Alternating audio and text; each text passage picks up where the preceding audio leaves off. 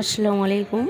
আমি এখানে যে নাস্তার রেসিপিটা আপনাদের সঙ্গে শেয়ার করেছি, এটা দেখতে পাচ্ছেন আমি যে ডোটা বানালাম ময়দা আর সুজি দিয়ে, এটা কিন্তু হাতে করে 10 মিনিট ধরে খুব ভালোভাবে মাখতে হবে। তাহলে কিন্তু পিঠাটা বানানোর অনেকক্ষণ পর পর্যন্ত পিঠাটা খুব নরম থাকবে। আর অনেক সময় কি হয়, এরকমভাবে ভিজিয়ে রেখে দেওয়ার পর হাতে করে হালকা ঘুরিয়ে নিয়ে আমরা পিঠাটা বানাতে শুরু করে দিই। সেটা যদি গরম গরম সঙ্গে সঙ্গে খেয়ে নেওয়া হয় ভালো, না হলে কিন্তু অনেকক্ষণ রাখার পর পিঠাটা শক্ত হয়ে যায়। তাই এইভাবে গরম পানি দিয়ে যখন ভিজিয়ে রাখা হবে, যদি ভিজিয়ে রাখেন তারপরে কিন্তু এইভাবে হাতে করে অনেকটা সময় প্রেসার দিয়ে দিয়ে একটু মেখে নিতে হবে।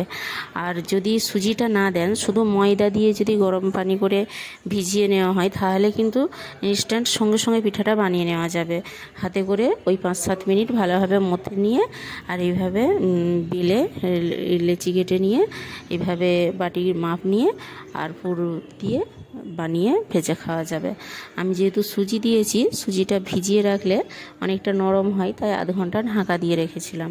শুধু ময়দা দিয়ে এইভাবে ফুটন্ত গরম পানি দিয়ে ভিজিয়ে কিন্তু সঙ্গে সঙ্গে পিঠাটা খুব সহজেই বানানো যায়। আর সুজিটা দিলে খেতে স্বাদটা খুব ভালো লাগে, তাই অল্প একটু সুজি মিশিয়ে এটা বানিয়ে আমি দেখালাম। এটা সাধারণত শুধু ময়দা দিয়েই বানানো হয়ে থাকে। আর যাদের ময়দায় সমস্যা আছে তারা এটা গমের আটা দিয়েও কিন্তু বানিয়ে খেতে পারবেন। এই পিঠাটা বিভিন্নভাবে বানানো যায় আর খেতে কিন্তু খুবই সুস্বাদু লাগে। আশা করছি আপনারা বুঝতে পেরেছেন, এইভাবে বানাবেন। আর আমার চ্যানেলটিকে প্লিজ সাবস্ক্রাইব করবেন। আমার চ্যানেলে যে ভিডিওগুলি রেসিপিগুলি শেয়ার করা আছে সেগুলি আপনারা তাহলে খুব সহজে দেখতে পেয়ে যাবেন, এবং আমি যেগুলি শেয়ার করব সেগুলোও খুব সহজে আপনারা দেখতে পাবেন। ভিডিওটি দেখার জন্য আপনাদেরকে অসংখ্য ধন্যবাদ।